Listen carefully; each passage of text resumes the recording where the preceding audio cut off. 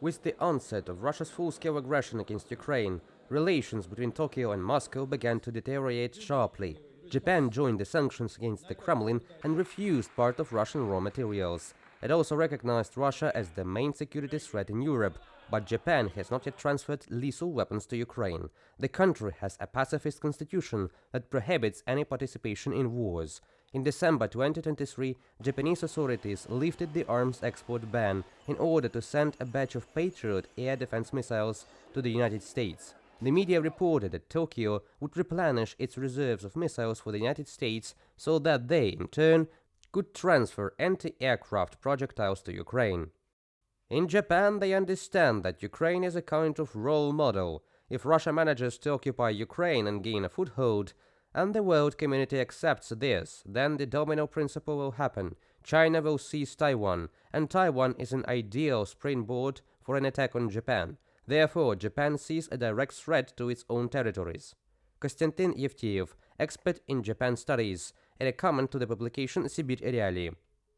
But according to experts, although Asian countries support Ukraine's fight against the aggressor, they are more inclined to help diplomatically and financially. According to analysts, this can be observed in the example of another US ally in the region, South Korea. But at the same time, experts note the influence of internal conditions on the position regarding support for Ukraine. The fact we are seeing now that South Korea is our ally and so on, this is not due to support from the public. This is due to the general foreign political line of the current leadership that they are pursuing, because they have their own geopolitical interest, because conservatives are now in power who traditionally follow in the footsteps of US foreign policy, and this largely explains the leadership's support for Ukraine. In addition to supporting Ukraine, South Korea is also fighting Russian influence in the region. Seoul, together with Washington, found a group that is designed to prevent the supply of Russian oil to North Korea. Experts say its position as a rogue country with nuclear weapons is forcing states in the region to look for new approaches to dialogue with it. Analysts emphasize that it is the North Korean factor that can diplomatically bring Asian countries closer to Kyiv and distance them from Moscow. In particular, we are talking about the six-party format of negotiations on the DPRK nuclear program.